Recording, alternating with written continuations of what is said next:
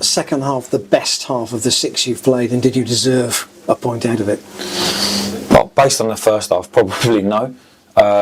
Look, you're always going to be disappointed when you come in at half time playing the way we played in the first half. We passed the ball with no real purpose. When you look at the 2 goals, we've absolutely gifted them. We should have cleared our lines twice better than we did, and they punished us. They're a good side, and you give those chances away from home. It's a aggressive atmosphere here. It's intense. It's a great club to come and play at, and you need to be at your best. You can't just give gifts away, and we gave 2 gifts in the first half. And then second half, it looks much more like us. We had an intensity about what we wanted to do. We moved the ball quicker. We caused them problems, and I'll be honest, although we probably wouldn't have deserved it at times, when we equalised and went to 2-2, I thought we were the team that was, if anyone was going to go on and win it would probably be us. But again, decision making on the edge of their box. We're in a situation where we can get a shot at goal, and within 15 seconds, 20 seconds, it's in the back of our net, and we have to learn from that, because we're giving goals away at the minute, and that's not technical, that's not tactical, that's decision making, and we've made some poor decisions tonight. Why were you so passive in the first half, do you think? Do you know what? We set up yesterday. We wanted an intensity. We tried to overload the midfield area, and let's be honest. If I have to be honest, but it didn't work. We wanted to find pockets of space and try and hurt them in between the lines. And for whatever reason, whether they weren't brave enough to take the pass or make the pass, whether the options weren't there, it just didn't work. So we have to take that on the chin. That's on me.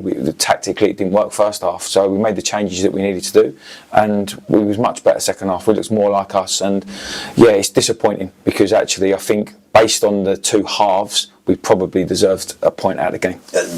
The selections you made and the substitutions you made, any of that because you've got another game Saturday and another game Monday and you're managing minutes? No, substitutions are purely to try and go and get something out of the game. There's no point worrying about Saturday if we don't get anything out of tonight, and you can't. We haven't got a squad big enough to start worrying about rotating players and all that kind of stuff. We've got players that need to be fit enough to go Saturday, Monday, Saturday. They have to be able to do that. Tonight's changes were purely to try and get something out of the game.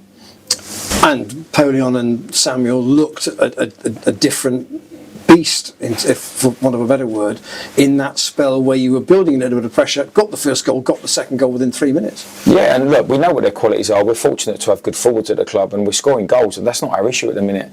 But we've just said to them in there, we've brought players in to make us defensively better, and as a team, when we haven't got the ball, they're all defenders, and defensively, they're not turning up at the minute. They're not doing their jobs at the minute, and we have to address that, because you can't give. If Yeovil would play some unbelievable football tonight, opened us up and scored a great goal, you have to just applaud that sometimes. And they did play some great football at times, but the actual goals they scored, they were gifts from us. And if you're going to do that, you're going to have a long season. So, for our perspective, if we can start defending a little bit better, especially when we're in a situation when we've just got ourselves back into the game. And that was the message coming in from the sideline. We've got something to protect here. Yes, we want to go and win the game, of course, but be pragmatic about it, be sensible about it. And unfortunately, we didn't. We left a great big gaping hole in the middle of the park, and Noobs does what he does. He gets on the ball and he drives pretty much the length of the pitch and causes us problems. Well, save from Mark, and then the second half hit the post, I think, before Greenside tucked it in. And do you know what? When you're having the run of results that we've had, those things do go against you. When you're top of the league and your points are coming quite easily, those things always bounce to one of your players, and we have to take that at the minute. That's football. That's how it works. And as I said, the lad for the third attempt takes his chance well and punished us.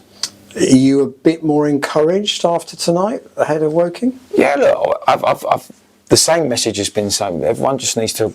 We need to calm down, and I include the players in that, and the staff. We're trying to keep a level head on things, because we've got the capabilities. We know to go and get points in this league. We've got capabilities. We know to go and have a better season than we did last year. It needs to be a little bit more belief in the dressing room, and relax into the fact of we showed what we're capable of doing for spells in the second half, for large spells in the second half, and just buy into that theory. And we just said to them in there that at the end of the day, how did that feel when we scored the second goal? How did it feel? It felt great. And then how did it feel when we conceded in the 80th minute, whatever it was? It felt awful. Just try and focus on which one you want to feel like on a regular basis.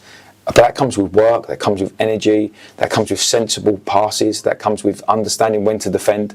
And the experience in the dressing room, they should know that, and they know they've let themselves down tonight. So, and I'm not going to keep harping on about it, because at the end of the day, we move on and we go to Woking, or Woking come to us on Saturday, and we've got another opportunity to put 3 points on the board. And I understand, this last one from me, I think it's 11 players you brought into the club and 13 out, so that's quite a change over the summer, and it's not going to knit together instantly, is it? No, of course. I mean, it doesn't matter how many games you play in pre-season. The bottom line is, once it gets competitive, it's different.